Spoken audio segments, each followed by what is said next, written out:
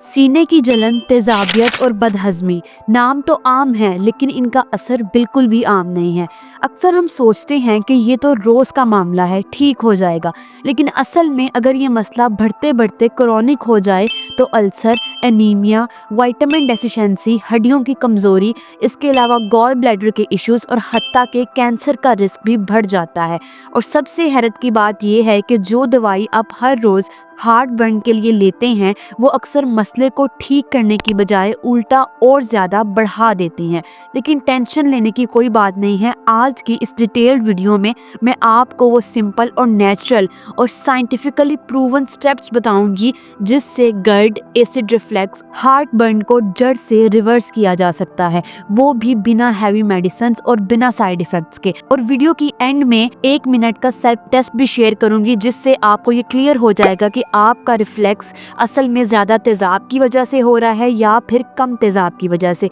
और बिलीव करें, ये एक चीज़ आपके ट्रीटमेंट का पूरा डायरेक्शन ही बदल देगी, इसलिए वीडियो को एंड तक लाजमी देखिएगा। हमारे मैदे का एसिड बहुत ही ज़्यादा स्ट्रॉन्ग होता है। इसकी जो पीएच है वो 1 से 3 तक होती है, जो कि इतना ताकतवर होता है कि फूड को ब्रेक डाउन करता है, आपकी बॉडी में जो बैक्टीरियाज होते हैं उनको मार देता है और इसके अलावा आपकी डाइजेशन को भी स्मूथ रखता है। मैदे के बिल्कुल ऊपर एक छोटी सी वेल्व होती है जिसको LES स्फिंक्टर बोलते हैं। इसका काम ये होता है खाना नीचे जाए लेकिन एसिड कभी ऊपर ना आए। मसला तब होता है जब ये वेल्व ढीला पड़ जाता है। जैसे ही वेल्व जो है वो लूज पड़ती है, थोड़ा सा एसिड भी ऊपर आकर बर्निंग और इरिटेशन शुरू कर देता है। यहाँ सबसे सरप्राइजिंग बात ये है कि ज्यादातर लोग समझते हैं कि रिफ्लेक्स तब होता है जब एसिड ज्यादा बन रहा हो, जबकि रिसर्चेस के मुताबिक बहुत केसेस में एसिड ज्यादा होता ही नहीं है, एसिड कम पाया जाता है। जब एसिड कम होता है तो मैदे के सेंसर्स कंफ्यूज हो जाते हैं। सेंसर्स जो हैं वो स्फिंक्टर्स को सिग्नल ही नहीं देते हैं कि टाइट रहना है। रिजल्ट ये होता है कि स्फिंक्टर्स जो हैं वो लूज रहते हैं। थोड़ा सा भी एसिड ऊपर आता है तो बर्निंग होती है और हम समझते हैं कि एसिड हमारी बॉडी में ज़्यादा हो गया है। फिर हम एंटासिड लेते हैं, डिफरेंट मेडिसिन देते हैं।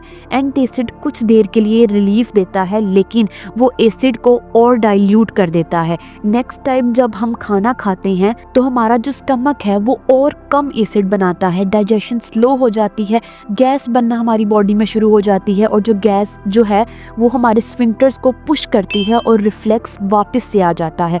फिर हम दोबारा से एंटासिड्स लेते हैं और ये साइकिल इस तरह से ही चलता रहता है। ये ही एक डेंजरस साइकिल होता है जो सालों तक चलता रहता है। अगर आप खाना खाने के बाद बहुत ज़्यादा हैवीनेस महसूस करते हैं तो बहुत स्ट्रॉन्ग चांसेस हैं कि आपका जो एसिड है वो काफ़ी ज़्यादा लो है, ज़्यादा नहीं है। लो एसिड ही जो है ये हमारी वेल्व्स को वीक रखता है, हमारी डाइजेशन को स्लो करता है और हर बार खाना खाने के बाद रिफ्लेक्स और ज़्यादा एक्टिवेट हो जाता है।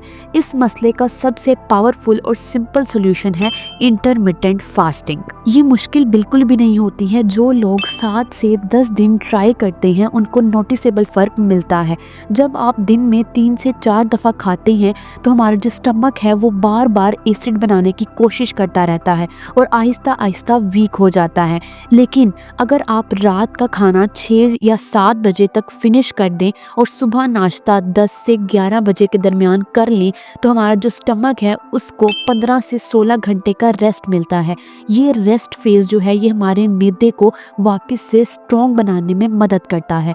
सेंसर्स एक्टिवेट हो जाते हैं, एसिड जो है वो नेचुरली कंसंट्रेटेड होता है और हमारे जो स्फिंक्टर्स हैं वो टाइट होते हैं और जो रिफ्लेक्स है वो ऑटोमेटिकली कम होता जाता है। साथ ही एक गोल्डन रूल ये है कि खाने से आधा घंटा पहले और खाने के बाद आधे घंटे तक पानी भी मत पिएं। पानी जो है ये एसिड को डाइल्यूट कर देता है और डाइल्यूटेड एसिड जो है ये हमारी डाइजेशन को स्लो करता है।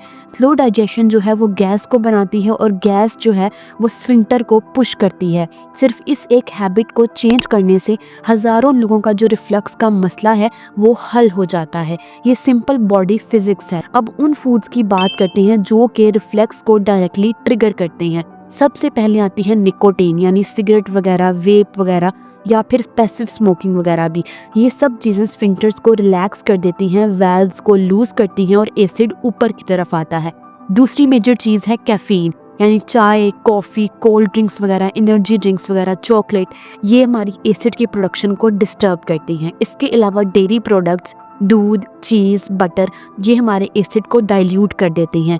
चीनी, मैदा, वाइट राइस, बेकरी आइटम्स वगैरह, इसके अलावा बिस्किट्स वगैरह, ये हमारी बॉडी में इन्फ्लामेशन को काफ़ी हद तक बढ़ाते हैं और स्फिंक्टर्स को वीक कर देते हैं। इसके अलावा जो बनास्पति घी होता है, ये भी हमारी डाइजेस्टिव लाइनिंग को डैमेज करता है। लेकिन ये सब चीज़ें आपने ज़िंदगी भर के लिए नहीं निकालनी है, सिर्फ 10 से 14 दिन स्किप कर दीजिए ताकि आपका जो स्टमक है वो रीसेट हो जाए। जब एसिड स्ट्रॉन्ग और स्टेबल हो जाता है तो ये फूड्स आप वापस से अपनी डाइट में स्टार्ट कर सकते हैं। फिर उन चीज़ों को ऐड करें जो डाइजेशन को जल्दी बूस्ट करती हैं। सबसे पहले सिंपल फूड्स जैसे कि अचार आ जाता है, तेल वाला हो या सिरके वाला, ये हमारे गट बैक्टीरियाज को इम्प्रूव करता है और हैवीनेस को कम करता है।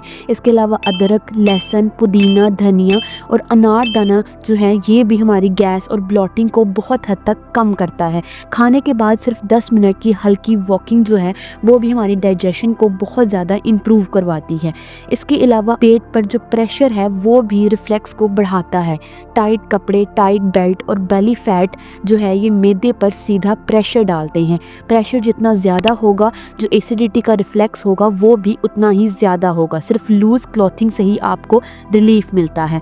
इसके अलावा सोने का तरीका भी बहुत ही ज़्यादा इम्पॉर्टेंट है। सबसे प्रैक्टिकल मेथड ये है कि आप अपने बेड के हेड साइड के नीचे 2 ईंटें रख दें।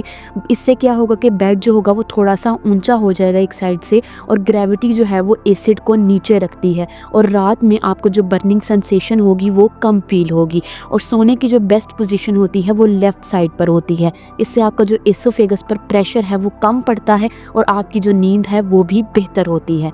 रोज़ की थोड़ी फिजिकल एक्टिविटी जो है ये भी आपकी डाइजेशन को स्मूथ। अब हम आते हैं एक सिंपल टेस्ट की तरफ। आपने आधा चम्मच बेकिंग सोडा 1 गिलास पानी में मिलाना है और सुबह खाली पेट पी लेना है। अगर 2 से 3 मिनट में बर्निंग स्टार्ट हो जाए तो एसिड नॉर्मल होता है। अगर कुछ फील ना हो तो एसिड आपकी बॉडी में कम होता है। लो एसिड वाले जो लोग हैं वो जब एंटासिड्स वगैरह दवाइयाँ लेते हैं तो मसला उनका और ज़्यादा डबल हो जाता है। उनकी डाइजेशन और स्लो हो जाती है और गैस की जो कंडीशन है वो बढ़ने लग जाती है। ये टेस्ट सेफ है और इंस्टेंटली आपको डायरेक्शन देता है कि आपकी बॉडी में जो एसिड का लेवल है वो ज़्यादा है या फिर कम है। आप फिर उसके अकॉर्डिंग ही जो ट्रीटमेंट है वो करते हैं। तो वीडियो को यहाँ तक देखने का शुक्रिया। वीडियो पसंद आई हो तो लाइक और शेयर ज़रूर करें। चैनल पर नहीं है तो लाजमी सब्सक्राइब कर दें। मिलते हैं हम आपसे नेक्स्ट वीडियो में।